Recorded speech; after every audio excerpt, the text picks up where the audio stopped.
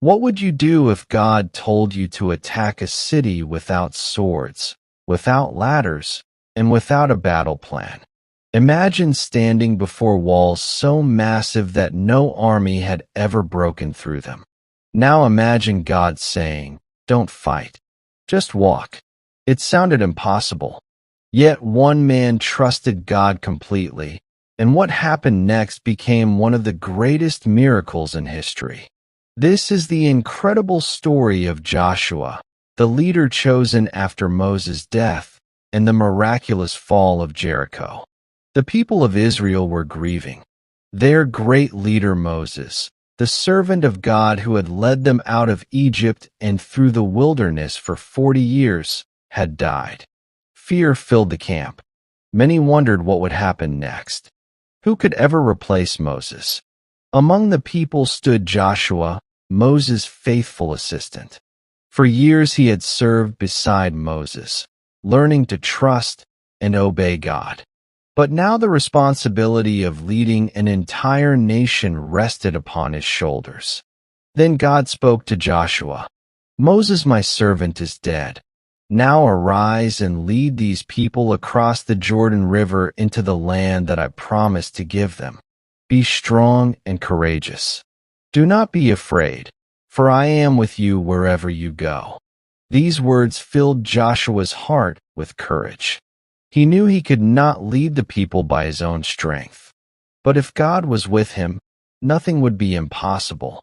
Joshua called the leaders of Israel and gave them instructions. "Prepare yourselves. In 3 days we will cross the Jordan River and enter the land God has promised us." Excitement spread throughout the camp. For 40 years they had wandered in the wilderness, dreaming about the promised land. Now the moment had finally come. But one obstacle stood in their way, the Jordan River. At that time the river was overflowing its banks. The water rushed powerfully, making it impossible for thousands of people to cross. Yet Joshua trusted God.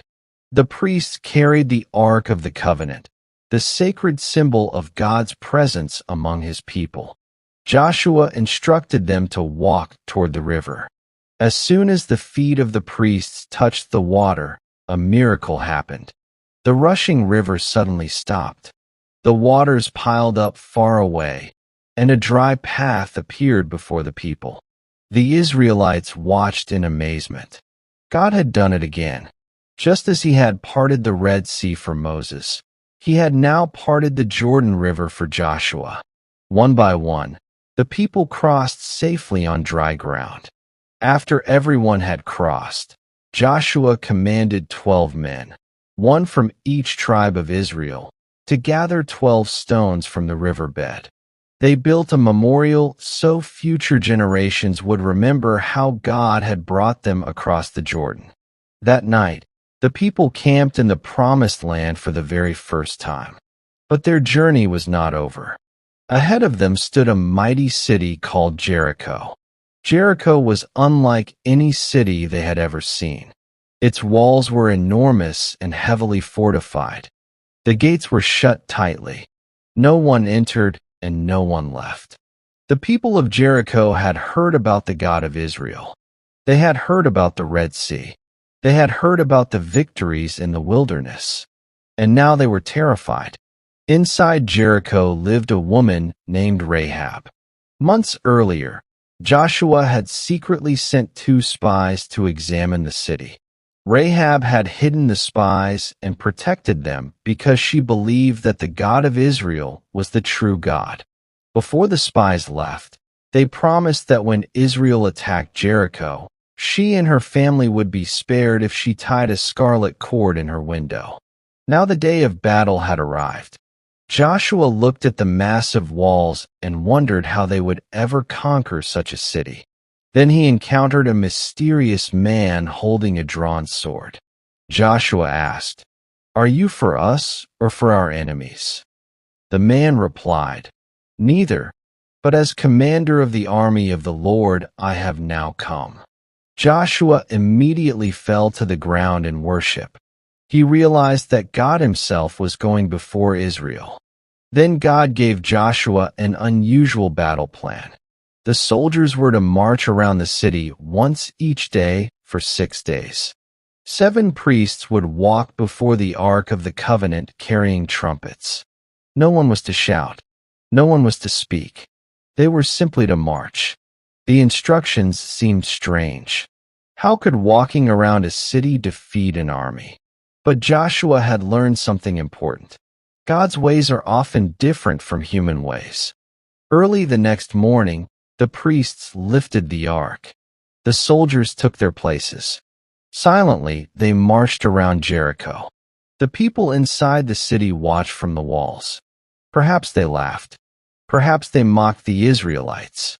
When the Israelites completed one circle around the city, they returned to camp. No attack, no battle, just silence. The next day they did the same thing. And the third day, and the fourth, and the fifth, and the sixth. With each passing day, the people of Jericho must have wondered what was happening. The Israelites remained obedient. They trusted God even when they did not understand his plan. Then came the 7th day. Before sunrise, the people rose from their tents. This day would be different. They marched around the city once, then a second time, then a third. The people of Jericho watched nervously. The Israelites kept marching. 4th time, 5th time, 6th time. Finally, the 7th circle was completed. Then Joshua shouted, "Shout, for the Lord has given you this city." The priests blew their trumpets. The people lifted their voices in a mighty cry. And suddenly the impossible happened. The ground trembled.